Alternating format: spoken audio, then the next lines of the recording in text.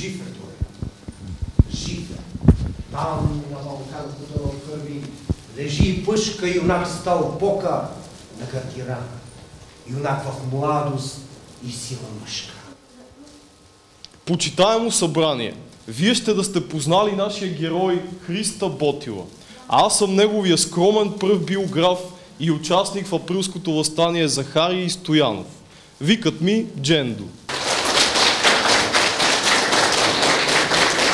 Той е Христо Ботев, който бил във възхищение от хайдутите, тия славни пилета на Балкана, така му легнали на сърцето. И намислил и той да стане хайдутин. И бърза с една само песен да обади това на своята мила майка. Не плачи, майко. Не тъжи, че станах аз и хайдутин. Хайдутин, майко, бунтовник. Та тебе, клето, оставих за първо чедо да жалиш. Но кълни, майко, проклиняй таз черна турска прокуда, дето нас млади пропъди по тая тежка чужбина